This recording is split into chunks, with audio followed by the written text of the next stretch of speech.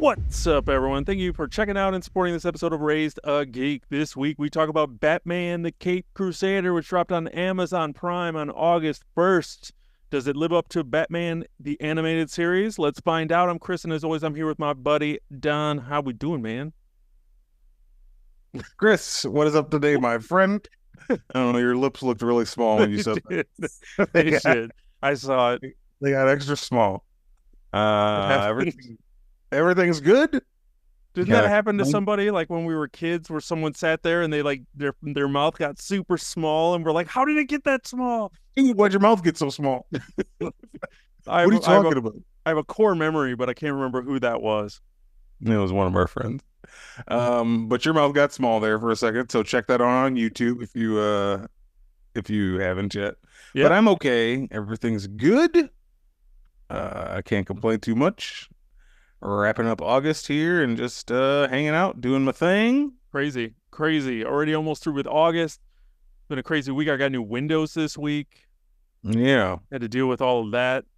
And it was a good experience. Now I don't feel like I'm in a sweat locker. What house? Locker, but those are cool. Like a sauna, like a sweat. Sauna, yes. I don't feel like I'm in a sauna like I normally am in this room. I feel like almost comfortable. It's still warm because Texas is ridiculous and it's been like 112 all week. I think I sent you guys a text and I was driving in my car and it was like 113 is what my car said it was. My AC was pumping the whole time and it never actually felt cold. Yeah, that's not good. I live in hell. Yeah, that's not livable temperatures. I don't like that.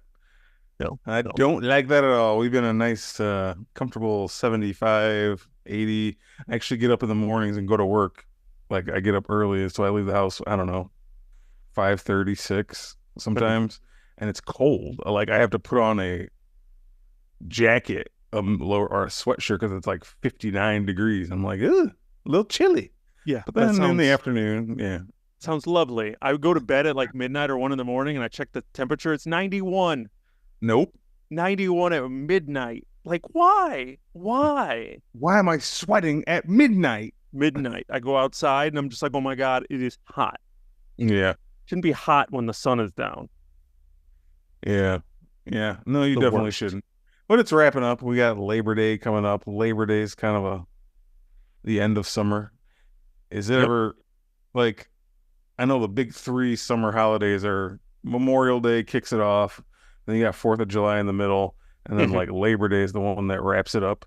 Does Labor Day kind of seem like the stepbrother to the summer holidays? Like Cousin Oliver or something like the one nobody really cares about, where it's like, everyone's like, oh yeah, we're going to party on Labor Day. But like, that's the most depressing one because it means summer's done. Yeah, it was I always remember like we'd go back to school.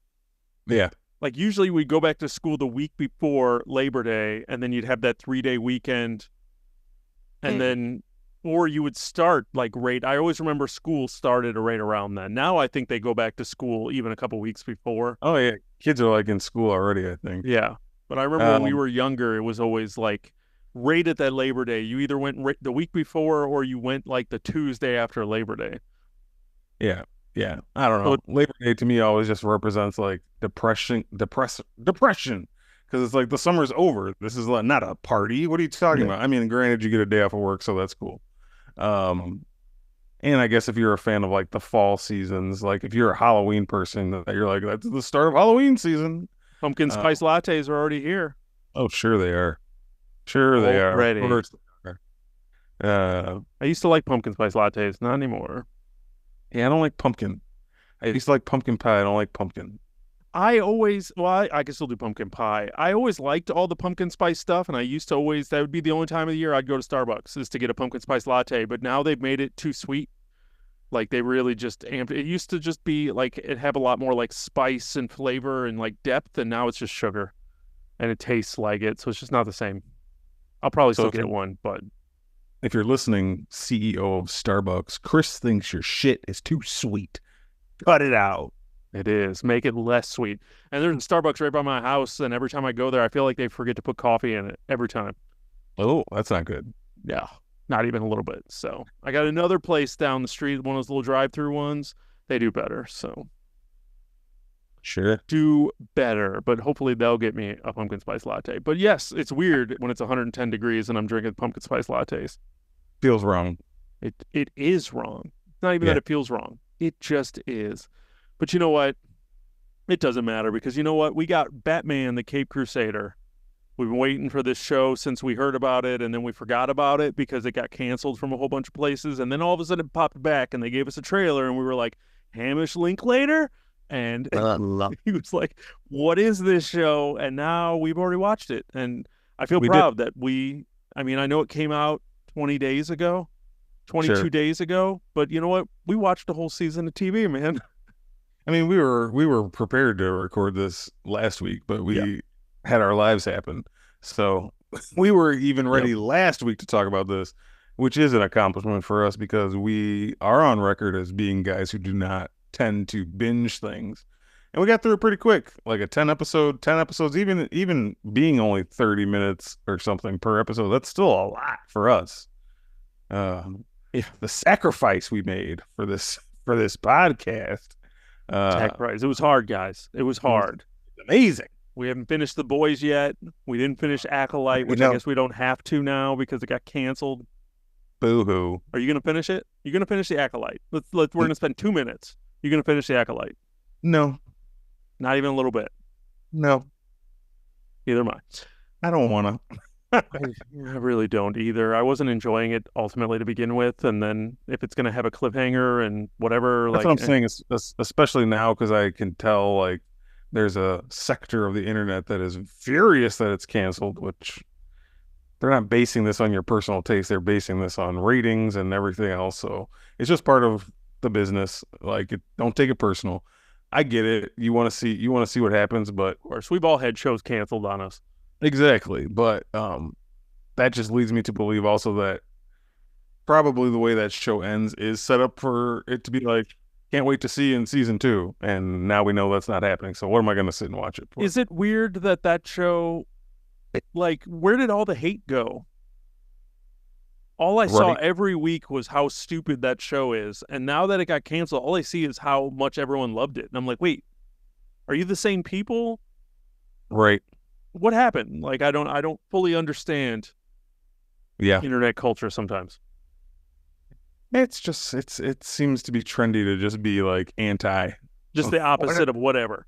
Yeah, whatever's. They want me to like this show, so I hate it. Oh, they canceled it. That means they don't like it, so I love it. And you're just like, okay, just have an opinion. Come on. Doesn't it seem like that a little bit? I mean, that's what I'm seeing. That's what it looks like. My entire feed turned into love for the Acolyte when while it was on, all I got was hate. Everyone seemed like they were hate watching it. Right. And now all of a sudden everyone's sad. And you're like, wait, shouldn't you be celebrating if you hated it so much? I mean, for those people who truly authentically liked it, I feel bad for them that it got canceled. But yeah, I'm feeling the same thing. I don't know if hate is just more like trendy and get you more views and clicks and whatever to like, whatever. But that's a whole other conversation. And like I said, for the people who really love the Acolyte and are sad, I'm sorry, that sucks. And we've all been there where there's a show that we're never going to get a conclusion that was left on a cliffhanger. And we're like, what happened?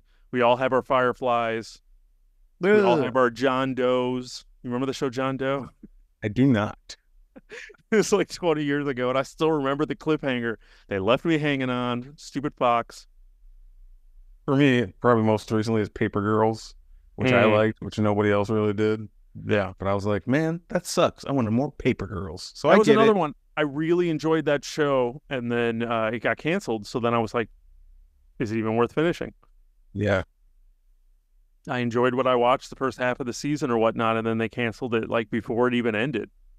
And I was like, oh, I think it's time to talk about Batman the Caped Crusader Season 1, the entire season. If you haven't watched it yet, go check it out over on Amazon Prime, and you can find us talking about it on all podcast services, as well as hit us up over on YouTube. You can see how small my mouth apparently got by subscribing, liking, and doing all that stuff. And right before we jump into this conversation, I want to talk just for a minute about Magic Mind. Before we deep dive into the Cape Crusader, I want to share a little secret that's been a game changer for me: Magic Mind. Whether I'm gearing up for a deep dive into Gotham's mysteries or just tackling a busy day, this tiny green shot is my go-to for staying focused and energized. Magic Mind is packed with natural ingredients like matcha, adaptogens, and nootropics that help me stay sharp and calm, no matter what the day throws at me. It's like having a boost of clarity in a bottle. And just like Batman's gadgets, it's there when I need it most. The best part? Magic Mind makes it super easy to stay stocked up. With their subscription service, you can have these powerful little shots delivered right to your door. No stress, no hassle, just pure convenience. And if you ever need to pause or change your order, it's as easy as a click. And take this from someone who has made multiple changes to their subscription over the years. If you're curious to try it out, we've got a special deal for our listeners. Head over to magicmind.com/raisedageek and use the code RaisedGeek20 to get 20% off your first order and up to 48% off if you decide on a subscription. Trust me, once you try Magic Mind, you'll see why it's a must-have in my routine. So why not give it a shot? Literally. With Magic Mind, you'll feel ready to take on anything, whether it's a super villain or just a super busy day. Once again, that's Raised A Geek 20 over at magicmind.com/raisedageek. All information is down in the description below. Now let's get back to the Cape Crusader. All right, Don, let's talk about the Batman Cape Crusader. I've been dying to talk to you about the show. We've talked very little about it. I don't even know if you liked it. I'm about to find out, but I'm going to read the synopsis of what this show is for those of you who do not know before we dive into full-on spoilers. Batman, the Cape Crusader, dives into Gotham's criminal underworld, showcasing Batman's struggle to bring justice to a city teeming with corruption. With a strong emphasis on character development and psychological trauma, the series offers a fresh yet familiar take on the Dark Knight's early adventures, blending the best elements of the past Batman animations with a more mature twist. Now, this show was brought to us by Bruce Timm, who did the animated series back in the 90s, as well as J.J. Abrams, Matt Reeves, who did The Batman, and Ed Brubaker as an executive producer writer, who's one of my favorite comic book writers. So that was very surprising to me when I saw his name pop up, and I was like sitting up a little bit straighter. But I mean, this was a who's who of like creative talents for me, at least, and I believe you as well. Like I said, you got Batman the animated series, you got Lost, you got Matt Reeves just being Matt Reeves, and you got Ed Brubaker doing his thing within the comic book world. Still waiting for that Killer Be Killed adaptation. Amazon, where are you at with it? Amazon, give it to me. Stop giving me Rings of Power and give me Killer Be Killed. Got to bring in Sean Phillips too. Those guys write a lot of everything that they do, man. I buy it. It's day one. As soon as I hear about it, or you send me a text and you say, "Here's your boys." Yeah. And I buy it. So I was super excited about this show, and I know we were super excited and talked about the trailer in previous episodes. But Don, what'd you think about Batman: The Caped Crusader Season 1? Yeah.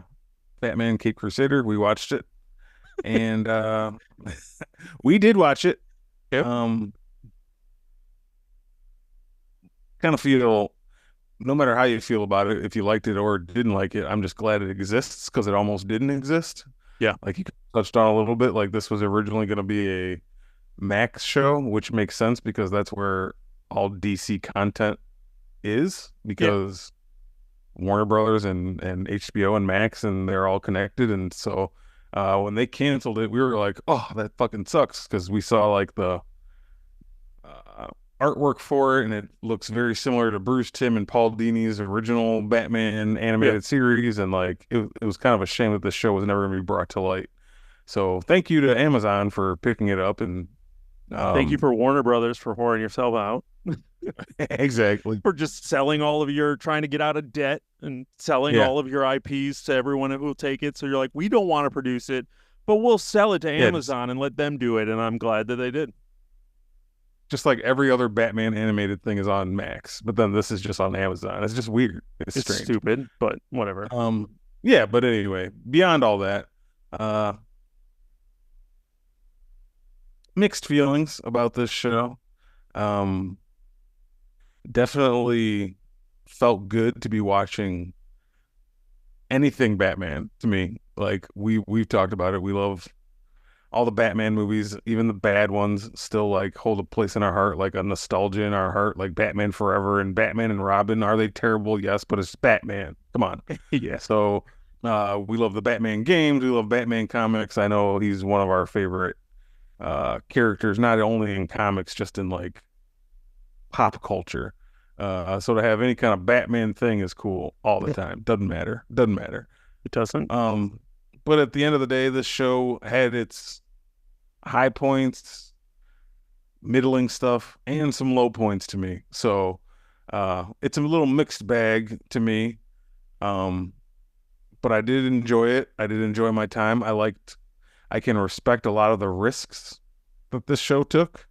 Some of them paid off, I think, and we'll get into that, but some of them kind of missed the mark maybe a little bit in my mind. But at the end of the day, I don't regret watching it. I think I'm glad it's a show. I'm glad Batman's back in animated form in some form or fashion. And definitely with more adult like overtones. This isn't a Cartoon Network show. This is like, I told my sister who's got a 5-year-old son who loves superheroes and stuff. Like he watches all the Superman show that we talked about a little bit, like the Adventures of Superman. He loves that, and Teen Titans and all that stuff. And like this show's out there. And I was like, I don't know if this is good for a 5-year-old. It's kind of little, maybe a little too much for him at some points. So it's TV 14. And they earned it. Yeah, to say the least. So, but we'll get into all the details, but a little mixed bag for me, good and bad. So, that's kind of where I sit. I can agree with you. I probably enjoyed it. Felt like I enjoyed it a little bit more. Now we're a week removed, like you said, and as we start talking, I might be like, oh yeah, that didn't work. There's some stuff I might have forgotten. Overall, I came away with good feelings for it. I was very nostalgic with the animation. And just the style that it was. I really liked the 1950s, 60s, kind of like just atmosphere. I liked that it was, as I mentioned in there, kind of early adventures. So it was back to the Batman who was just, kind of against the police as well. It was like the police didn't know if they could trust him yet. So building those relationships. I like seeing some of the newer characters that weren't around in the 90s, like Montoya. I really like her from the Batman comics. Is that her name? Detective Montoya. I think she was in the animated series. Was she in the? I feel like I only remember her from almost the recent run of Batman is like the first time I feel like I've caught her. I think she was in the animated series. Used very sparingly though in the past. She seemed like she's had like a resurgence. She's been used a lot, like in the Tinian Batman run.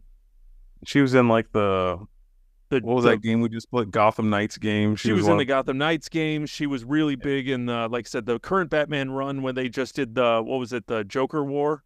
Mm-hmm. I think she was really big in that, and then they just a lot of like I said, Tinian, who's doing Batman right now. He's still doing Batman, right? No. Who's writing Batman now?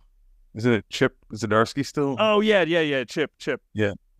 Yeah, I stopped reading when Tinian was doing it, and then I picked it back up for Chip. Okay, that's right. Yeah. Chip Zdarsky, who's currently writing Batman, he seems to be using her quite a bit in some of his storylines and stuff, which has been, I don't know, she seems to be just on my radar, so I was very pleasantly surprised to see her pop up in this. Just it had a lot of the stuff that I like of Batman to see. So yeah, they took some swings, and like you said, some worked, some didn't. Some stuff that they probably didn't need to do, but stories that they didn't need to try to retell. I almost would have wished they would have done a little bit more new stuff versus rehashing of stories. We've seen the Clayface story and they did it a different way, but it was still the same thing. So you kind of lost. If you know the story of Clayface, you kind of knew where that episode was going before they got there. Two-Face, we'll talk about that one here in just a second because I kind of have that set up. That was kind of the big story arc for this season. So we'll dive into that here in a second, but we've also seen that before. So it's like it had its pros and cons, but overall, yes, I'm glad it exists. I enjoyed the show and I will definitely watch the second season. Yeah, I will watch a second season too. Can definitely agree with you. So one of the first things, like I said, similarities and differences to the animated series. I mean, the animation was top notch. The voice acting, top notch. I couldn't think of another descriptor. But I loved the fact that this was so nostalgia bitten right there to the animated series. Like if you're going to rip off or not even rip off, you have the creator of it. But I mean, if you're going to be like, hey, let's just vibe, the animated series, very much like X-Men 97, where we're like, hey, we're gonna we realize that the audience of the animated series are all in their 40s now, so No, let's just make a show for them that looks like that, and that's what X-Men 97 felt like, and that's what this felt like, and it was awesome. yeah, I mean that was the whole point going in, is it being kind of like a um companion show a little bit to the animated series, and like a uh, what's the opposite of ancestor, like a descendant of that show a little bit. Yeah. Um, and I don't know, just kind of watching this and knowing my favorite Batman stories. Like, I just love when Batman and his world in Gotham City is like that old timey, old cars, Tommy guns. Uh, dude, nothing beats that. I don't care what anybody says. Like, Batman the Animated Series, all the Jeff Loeb and Tim Sale books I love. Batman Year One by Frank Miller, just like that old timey gangster. Yeah, the Falcones and the Maronis, and that's just like the best Batman to me. It's like better than when he's fucking around with, you know, Bane and all these future things. And like modern day Batman is fine, but just when he's dealing with that kind of threat, like Gotham City and gangsters and meeting his villains for the first time, that's just the best Batman. Yeah, and they didn't make us watch the origin. Exactly. Right. There wasn't a Crime Alley episode out of these 10. You know what I mean? They could have easily fall back on that because it's an easy episode to make. But they didn't do it. So that was cool. I liked that each episode stood on its own but was kind of tied together. I liked that we had some episodes that weren't tied around villains. That had kind of almost like you said, that mafia, they had that whole episode, I think it was with Onomatopoeia. But that episode where, there was the hit on Gordon and they were trying to figure that God bless out. you. Onomatopoeia. Thank you. But that episode felt like there was just a bunch of assassins that were going after, and they had some almost freestanding episodes, which was really cool. And yeah, I really like the world, this version of Batman. I like when he's not he's full vigilante, which is kind of cool. So yeah, I can't, this era, it's cool too, because like he didn't have a bat cave. He had like an area where he's kind of in. Yeah. He has a freaking phone number you can call him at. Yeah. that he gave to Barbara. But like, how many times during this was like him just trying to solve this case standing in front of like a dry erase board? Right. And him and Alfred just trying to figure things out. Like, there's no huge bat computer. There's no giant T-Rex. There's no giant Penny down in the bat cave that he has, and like 10 different Batmobiles. No, he's just got one old car that he made into the Batmobile, his dry erase board, and like his smarts. You know what I mean? Yeah. Just like they kept it very simple. Yeah, which was nice. Yeah. Yeah. Now, one disappointment. Were you disappointed by the opening credits? I was actually going to bring that up. That was like the first note I said. Yeah. I had that right after I wrote Fat Alfred. Yeah, because as much as we were talking about, this is like a companion show to the animated series. The 1994 animated series clears this by miles as far as opening sequence goes. It was just blah. It was just bland. It was nothing.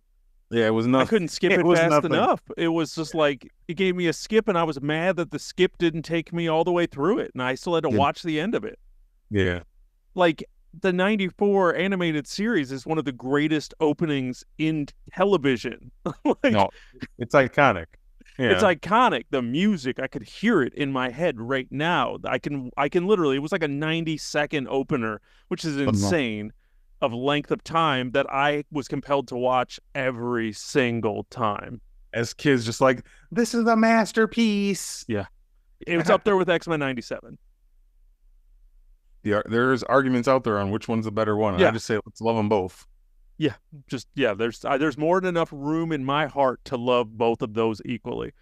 But like, you can't dodge the comparisons between this show coming out and then also X-Men 97 coming out earlier this year. Mm-hmm. And like X-Men 97 creators looked and said, we ain't touching that. We're not changing that. We're giving it a couple little tweaks here and there to make it a little more modernized, but essentially like the soul of it is the same because people love this shit. I would have loved if this show would have kind of taken that same idea and been like, let's just do a play on the animated series theme because yeah. I was like, oh man, like what are we doing here? What is this? Yeah. Yeah. No, I wrote that down too. That was one of my dislikes about this show. Like I was very excited to watch the opening the first time, and then I watched and I was like, huh. That's all I get? That's it? Okay, I'm not watching that again. Yeah. But as you said, we had the kills. There were 2 kills in the opening scene. The gangsters, when they shot guns, people died. Right. It was a heavy show, and like I said, the style and stuff and that proceeded throughout the entire series or season. Like it was violent. There was blood. I mean, it was definitely a step up in maturity compared to the animated series. But there were it didn't always work. There were deaths. It didn't always work, and I think the biggest thing, I guess in my mind, like if we're talking differences and things that like kind of threw you off a little bit, is just like I respect them for taking a lot of big swings with the villains. Yeah. But some of them to me worked and some of them didn't. Like the first one, obviously the first episode had the whole internet talking, was the Penguin. Yeah. But it's not the Penguin. Yeah, Oswalda. Oswalda, that no one kind of was expecting or ever saw coming. Like, you think they're gonna do Penguin, they're gonna do Penguin, Oswald Cobblepot, and it was a woman Penguin. I still don't know how I feel about it. Not that it's a woman, which is fine, them doing that, but it's just like such a big change to an iconic character.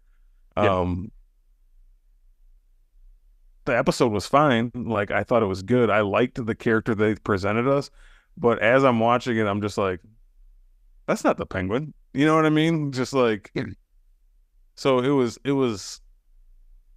Well, not only did you change the sex of the character, which, like you said, whatever, I don't care, but you changed the character, right? And you didn't necessarily change it for the better, right? It was like, and I know this is going to sound bad, I guess, but the way that the character was being like shown, she was too ugly for it. Right. Like, she was supposed to be like this like sex pot, like lounge singer thing, but you're watching this like ugly bird chick singing and like all of these people like swooning over her, and you're just like, no, the whole thing with the Penguin is that like Penguin was shunned from society for being a hideous, and hideous, and like hiding in the shadows, and those things that made that character what it was, that you really took away by making her be a lounge singer. And like, it's just kind of, I didn't mind the character. I didn't mind the voice work. I didn't mind the story that they told with the character. But yes, it's just like, it was the Penguin, but it was just felt wrong. Yeah, it was just off-putting. Yeah. You know, nothing about it to me was like, oh, I see why they did this. I was like, kind of like, why did they do this? A choice was made. So I was along for the ride, definitely, but it was just like, you know, I just felt confused as to why. And Penguin wasn't the only one. Like, they did a lot of different character changes in this, and that's kind of what we were talking about, them taking big swings, what worked, what didn't. Like, the next episode was Clayface, like you said. It's the same Clayface story as we've seen before, but it was a totally different Clayface than we're used to. We're used to Clayface being a huge, bulking, like, throwing his arms out and making his arms into a mace and an axe, just like towering over Batman. This Clayface was just like a dude in a trench coat and a mask, and he can mimic other people and change, but he doesn't have all that clay face like fight stuff. Yeah, it was that, a lot more realistic of just being kind of like a disguise. Like I can look like anybody. mm-hmm. And then they leaned heavily into the theater aspect, which I actually dug. Like, yes, I felt like I knew where this story was going already, so it kind of like it didn't hold my attention as much as I think it could have. Right. Because I knew what I knew, but at the same time, I enjoyed it. I enjoyed Batman having a sword fight with the actor. Like, there were parts of it that were really cool that I remember writing down. Like, Batman sword fight is dope. Was my exact words. Yeah, Batman with a sword is cool. Usually, you only get him doing that with Ra's al Ghul. So Yeah, having him doing that with somebody else is cool too. and I died in that episode where they had that movie producer that was like, "We have all these mad scientist gizmos." That made me laugh. Sure. And I was still all high on the first episode and like the show. That was when I was taking active notes. But I enjoyed that one. I thought, but yes, there were some swings there that I thought landed a little bit better. It was just different, more than Penguin. Yeah. Catwoman, they kept her pretty straight. Catwoman was pretty straightforward, except just like having her in the old timey costume, like the purple with the skirt and like the, but that was pretty straightforward. The only other one that, I mean, there's maybe more later on, but like the other one that mainly sticks out in my mind, and they introduced her as a character earlier as just like Dr. Harley Quinn, but when she finally became Harley, that was such a like big change, like from the Harley we're used to. One, her being introduced without Joker, which is her whole story, and then just like her kind of being just a psychopath who's not funny and not a jokester and kind of just serious, and just it was a different take on Harley Quinn, and I still don't know how I feel about that one. The look was different, the attitude was different. Like, was that Harley? That they're saying it's Harley, but it wasn't. You know what I mean? I liked it. Okay. I liked, but I also I feel like Harley Quinn's been played out because we've seen now so many versions, and which I haven't really liked any of them because I don't feel like anybody really nailed the original animated series Harley. Like, I feel like we say you can't say you didn't like any of them because I know you loved the animated series one. That's what that was Harley Quinn, and then I've never really had any other. Like, Margot Robbie was fine, but she still wasn't right. I never enjoyed her as that character. She just didn't have the same thing. It just always felt like they were trying too hard, and they never really found that right balance. She was fine for what those movies were and what they required, but it just wasn't still Harley Quinn. I didn't really watch that HBO Max Harley Quinn show, which I think is a little bit closer, but it's still there. But from people like that show, I guess. People like that, and what I've watched was fine. It's definitely, that one's definitely mature because there's language in that and everything. But I liked that this was a swing and just a different kind of grounded. I just liked. I was kind of. It was different. Like I said, they took a swing that I wasn't expecting, and you also had Bruce Timm, who created the character, doing it. So it's like I really can't be mad at it. I mean, yeah, if he puts his stamp of approval on it, I'll take this version. Yeah. That was a good episode. I did like that episode with Harley. It was just such a big 180 from what I'm used to. You know what I mean? No, it was. Like I said, the appearance, the attitude, everything about it. But it was a good episode, so it was like, it wasn't like the Penguin one. I mean, not that the Penguin was a bad episode, but that one was just a jarring change to the character. This one was a change in attitude, but the character, the essence was still there. She was still the psychiatrist who was in previous episodes. They gave her a relationship angle with Montoya. They really built her out a little bit more to have a little bit more depth, which I really kind of enjoyed. And then they gave her this episode where she was, getting all the rich people to brainwashing all the rich people and stuff. So I thought it was cool. It was a cool idea. It just kind of like was a little jarring to me. It was. I'm not going to say it wasn't jarring. Yeah. It just was, like I said, I felt it worked better than Penguin. I agree with that. And I really enjoyed Gentleman Ghost. Like, that episode kind of felt like it came out of nowhere, and I had a lot of fun with that episode. What you were calling out earlier, like being a standalone, that one was kind of like a standalone, but it was like cool because another thing this show did, like you and me are admitted huge Batman fans, and we know a lot about Gotham and all the lore and all the characters. This show introduced at least like 2 or 3 or 4 characters. I was like, I don't know who that is. You know what I mean? And you look and it's like, oh, this is an obscure villain that they used once here and this whatever. I give them credit for doing that. Yeah. And, you know. Yeah, I knew nothing about Gentleman Ghost, Natalia Knight, or Onomatopoeia. And I know Onomatopoeia was a huge thing. That was a Kevin Smith creation, which I almost want to go back and read through that arc, even though I know it has no ending. Yeah. Even like Nocturna was one that we didn't even talk about. Like Natalia later on, the little girl who was eating souls. Oh, yeah. Yeah, she's another one who was like, she is a comic book character. If you look it up, it's like, I don't know who that is. So I give them total credit for doing that. They could have easily just done, we got 10 episodes. We're doing our Joker episode, our Riddler episode, our Bane episode, our Poison Ivy episode. But they just kind of like, no, we're going to dig a little deeper.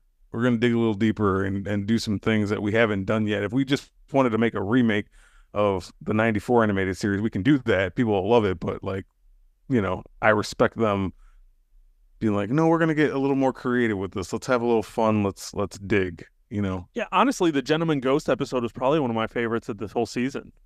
Like, I don't know, that just, he was fighting a ghost. I was like, what the fuck's he gonna do? And, you know, like it turned super, I mean, he found that weird psychic dude who was just like, this is what you do. Yeah. Catch his spirit in this vial for me so I could torture it forever. Like, what is happening on this show? And that was the point in this show where I was like, oh, now they make the jump to like superpower, supernatural. Like everything before that was like, you had a little bit of that, like with Clayface being able to do whatever, but it kept it very grounded. But once this episode hit, it was like, oh, they can go these places too. Like this world will also feature a spirit that Batman doesn't believe is a real spirit until he does, you know.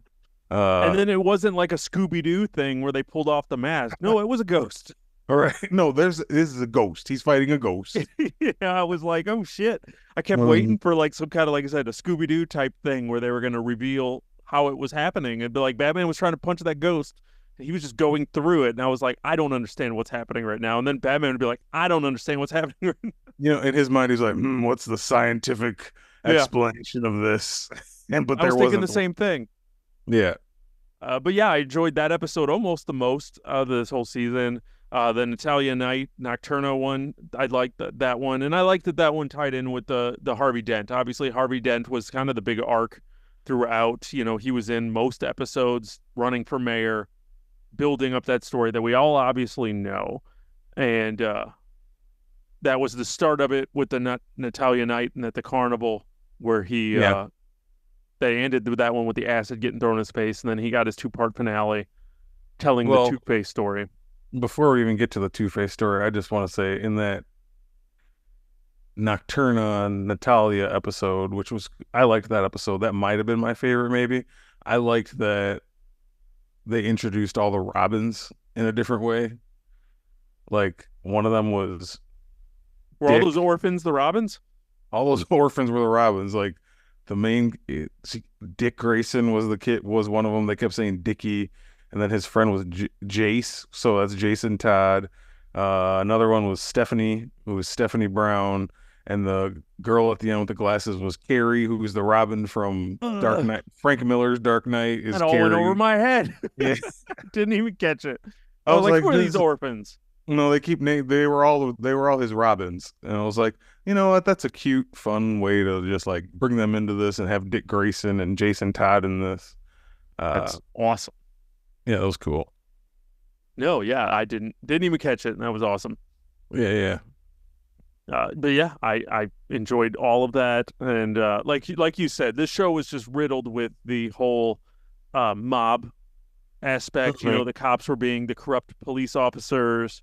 We didn't even talk about, what was his, Firebug or... Yeah, he was a take on Firefly, but they But they called him kept calling him Firebug. Was it Yeah, Firebug? I had that right. yeah. But I liked the way that each episode kind of flowed into the next. It was like Firebug, and then they had the cops, and they killed him. Uh-huh. And then the cops became the task force to try to get Batman. And like They brought in Harley Quinn to profile Batman, to lead them to this. It was just, like I said, it was a well put together show. Harvey Bullock was one of them, and he was like fully corrupt in this one. Usually he's just presented as like a bumbling guy, but he's always good. But in this, no, he was fully corrupt. And like you said, it had Maroney's and Rupert Thorne, and then it did kind of lead into Two-Face, which is a character we're all used to, like you were kind of leading into. And Harvey Dent was throughout this entire season, and then he does get that acid thrown in his face at the end of that episode. And the last 2 episodes were kind of about Harvey. And watching those, I started debating with myself, is Harvey Dent's change into Two-Face like my favorite Batman story? It is. I think it is one of my favorite Batman stories. Like, I loved the 2 episodes that they did an animated series of it. It was like a 2-parter early on, him becoming Two-Face. It's a big part of Nolan's, Batman, The Dark Knight. It's a big part of that. I try not to think about Two-Face and Batman Forever, but Two-Face is just like... Tommy Lee Jones did his thing. I can't... okay. I loved that movie as a kid. I can't... yes, it's hard to watch now, but that movie still got it, man. They were both just the Joker, okay? I know. Tommy Lee Jones and Jim Carrey were both just the Joker. Yeah, they were just trying to outdo each other. Who could be more zany? Right. But anyway, we'll do an episode about that someday. Maybe we should. Good. No, but it was kind of a different take on Two-Face a little bit. He didn't have like split personalities, kind of like the Two-Face we're kind of always used to. Like, he did, but he didn't. I just wasn't felt like heavy. I feel like I feel like even after half his face got acid on it and he became Two-Face, of course now he's pissed off and he's killing people, but I still feel like he was just Harvey. You know what I mean? Because he kept going back and forth between being like, I don't want to be doing this and blah, blah, blah. But he never had that moment like the Two-Face we're used to is he turns his face one way and he's got the Harvey voice, and then he turns his face the other way and he's like, I'm fucking Two-Face, the evil one. He never, he never fully, like, he was broken inside, and he definitely had another like personality that was like killing people and like going on murder sprees, and he was trying to fight himself, but he wasn't full on like we're used to, like you said. Yeah, it was familiar but different at the same time, which I appreciated. So I liked Two-Face being featured in this, just because I'm a fan of the character. I don't know. I am too, and I really like, I think especially now watching this one, I really like when his story is told like this way. I like when he's killed. Okay. I mean, ultimately, like, I like when he's like just kind of has a rampage, does his thing, and goes out, and then things come from that, like kind of like the Dark Knight. It was like he became Two-Face in that movie, went on his murder spree, and then he died. And then it was the ramifications of his death. And this one seems like it's the same thing. Like, he became Two-Face, he went on a rampage, he did his thing, and then he was gone. And you're just like, I like that, like, that he gets that as a character, he gets that story. He has like a beginning, a middle, and an end. And we got it this season. And his arc is done. Like, and I fully believe instead that instead of him just being like a guy with his little gangsters, like hanging out in a place, like, I can't wait to get the Batman again. Yeah. Like his death is gonna matter. I mean, he sacrificed himself ultimately to save Barbara, which is definitely different than we've seen before. Dark Knight, he died completely different, like he'd always, I mean, those are really the only 2 versions of the story I know that went that route. But I really like that arc for him. I think it just really makes it's just a great story that, as you said, we've seen it over and over and over again, and I still enjoy it every time I see it. Like I'm like, okay, let's do the Two-Face story, and I wasn't like, oh, they're gonna do the Two-Face story again. I was just like, bring it on. Yeah. Like I just really like that story, and yeah, I don't know why or what it is, but it's like a comfort food for me. The Long Halloween, another great Two-Face origin story. Yeah. Wasn't that? I gotta read that again. I feel like I need to read that every year. Right? It's a yearly revisit. You know, I still need to read. I never read any of the other. I never read Haunted Night or Dark Victory. Yeah, I don't think I can talk to you anymore. Fine, I'll buy them tomorrow. They're like direct sequel. I Dark know. Victory is a direct sequel.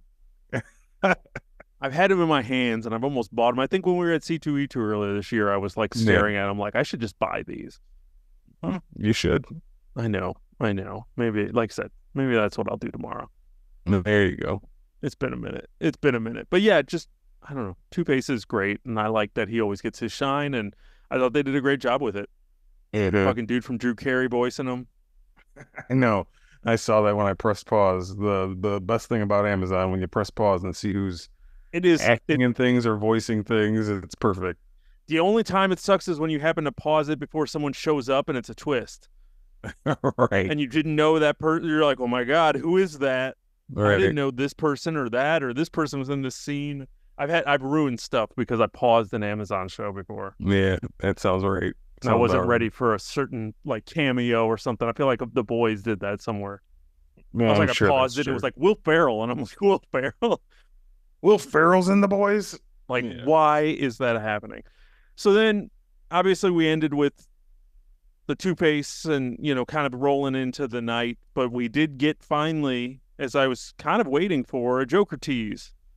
Had someone running experiments and ended up being the Joker teased for season 2. So they're going the Batman Begins route. Let's end with a tease of what's to come.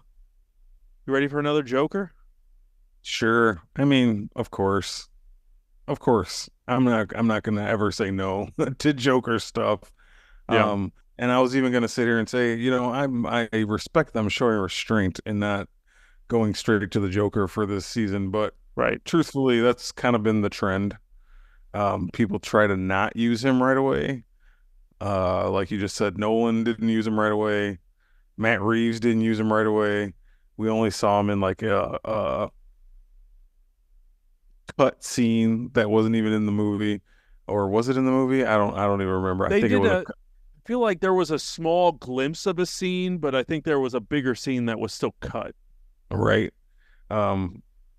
So that's another example. And then this show, showing us like, hey, season 2, everyone's favorite clown prince of crime. He's gonna be in it, of course, because you can't have Batman without the Joker at some point. So yeah, that's exciting. I think the adult themes in this show do lend themselves well to a Joker episode or theme throughout the entire second season. So I'm definitely staying tuned for that. How'd you feel about Hamish taking over for Kevin Conroy? Because if Kevin Conroy was around, he would have done this. He would have done this, right? I mean, that would have been a no-brainer. Of course. And we probably would have had Hamill as the Joker, but I know he kind of said he wouldn't do Joker without Conroy, so. He retired. Yeah, when Conroy passed. Yeah, I mean, of course, Kevin Conroy is the GOAT, and he's always going to be who I think of. I've said it on the show before. He's the voice I hear when I read Batman comics. He voiced Batman in the video games and in the show. I still remember, because this was still back before really the internet spoiled things. But I still remember buying Arkham Knight when that game came. Not Arkham Knight, Arkham Asylum. When that game came out, and I still remember watching that opening cut scene where Joker getting brought into Arkham and Batman walks him in, and then they started talking, and I realized immediately that it was Kevin Conroy and Mark Hamill, and I remember the chills, and like I think I feel like I texted you like, oh my God. Yeah. Like this fucking Batman the Animated Series in video game form. Yeah. It was wild. Like, that was that was insane that they did that. Like, I had no idea going into that game that they did that. I think they were both in the next one too, right? Like they were in all 3 of the Arkham games. Even the last one, Arkham Knight. Yeah, because not Origins. Origins was made by a different company. Yeah, I don't remember if Conroy did. I don't think Joker was in that one. He was. I can't. He was for a second. It was 2 different guys though. It wasn't. But regardless, Conroy is definitely the voice of Batman. So Hamish Linklater did have some big shoes to fill. I think he did fine. I think, despite just like me, this is a me personally thing.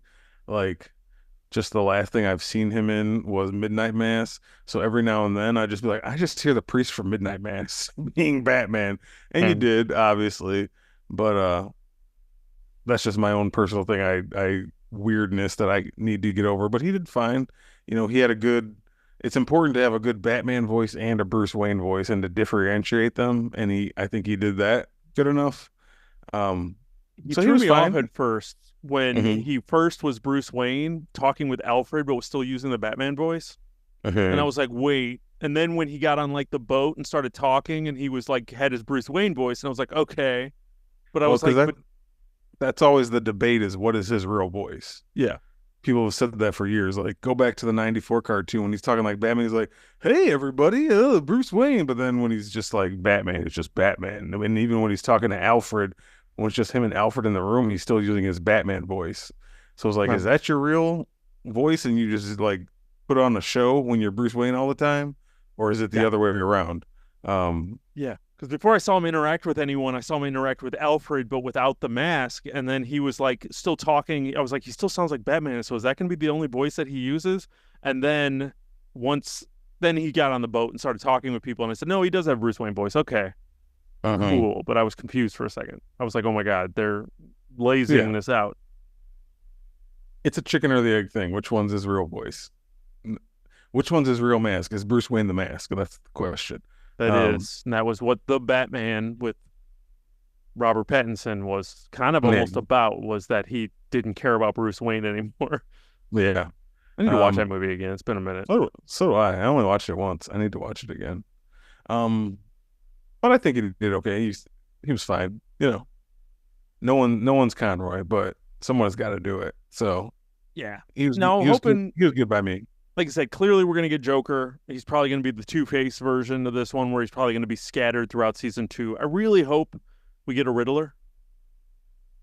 Okay. I'd really like to see a Riddler episode. Those were always my favorite animated series ones. They always were just wild. So I'd really like a Riddler, and I'd like a Mr. Freeze. I always like Mr. Freeze. Oh, Mr. Freeze had some of the best episodes of the animated series ever, and he was one of the funnest bosses to fight in the Arkham games. He's fun. Yeah. I could buy those. I'd like a Bane is always fun to me. Like, I'd be curious what kind of Bane they decide to do. Yeah. Bane's good. I think I would like a Bane. Give us another one of those episodes. What was that episode in like the first season where he pretended to be a homeless man? Oh, yeah. Like had to go in the caves and was working in the mines. That was an awesome episode where like that big fat guy put him in like the hot box. Yeah. And he had to kick his way out. Yeah. I feel like I watched that episode more than any other episode of the animated series. Yeah. But like they definitely showed us they're going to use different characters, so they might use different people, you know. But there's plenty of villains in Batman's sandbox that they can still use. Poison Ivy and Harley's clearly still around. Catwoman's still around. I'm sure they're all going to get back. Yeah. So, like you said, Riddler. We'll see what they do for season 2. Think we'll get a Robin? I don't know, man, because they introduced little boy Dick Grayson, so I don't know if we ever get a Robin in the animated series. Oh, of course. Yeah. Oh yeah, Jesus, I remember the Sega Genesis game. What's wrong with me? Yeah. He was kind of like already grown up. Yeah. So he's like it's been a minute. Yeah. They might. I don't know. Depends on if they do a jump, because this Batman seems very early in his Yeah. career, so Yeah. they can go either way with it. So do you think now we've had an X-Men revival? Okay. We've had now basically a Batman revival from the 90s. We get a Spider-Man one? No, that's been the thing. Are they still making that Spider-Man Homecoming show that they announced years ago? That was like an animated origin. I don't know what you're talking about. Google it when you get off of here. But they're supposed to be a Spider-Man animated thing. But if they didn't want to do that, I think like a Spider-Man 98, like how they did X-Men 97, continuing off of that show, that Fox 90s Spider-Man, which was awesome too. Yeah. Why not, man? Let's go for it. This animation stuff has been, killer lately. I wouldn't mind it. Yeah, I'm here for X-Men 97 season 2, and I'm here for Batman Cape Crusader season 2. So yeah, give me Spider-Man 98. Sure. I'd be here for it, man. Yeah, I enjoyed this show. Like you said, not perfect. It was still just kind of like a animated cartoon. Everything, they made some choices, they made some swings. Some were wild, some were good, some connected, some didn't. Yeah. So and my biggest thing, like how I started off saying it was, taking the good with the bad. There was a lot of good. Like we kind of just went over most of the good. My biggest thing was just like something about it at certain times, not all the time, just at certain times felt missing, felt like not connecting. Yeah. To me. But all in all, I enjoyed my time. Obviously, I kept going back to it. I watched the whole thing in like 3 or 4 days. So, yeah, I'm glad it exists, and I will watch the season 2, most definitely. absolutely. So what did you think about Batman the Cape Crusader season 1? Did you watch it? Did you like it? Did the changes upset you? Let us know, and you know how to do that. You hit us up over on social media at Raised A Geek. We're on every social media platform, so find us there and let us know what you thought about Batman the Cape Crusader. You can also shoot us an email if you want to talk to us long form, and that's over at raisedageek@gmail.com. Make sure when you're looking up this show, you are liking and subscribing it.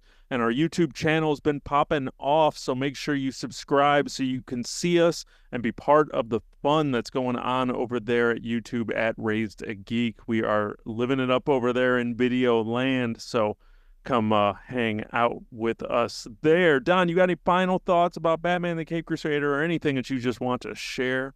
Get off your chest before we part and probably go play video games. I do believe we covered everything pretty well.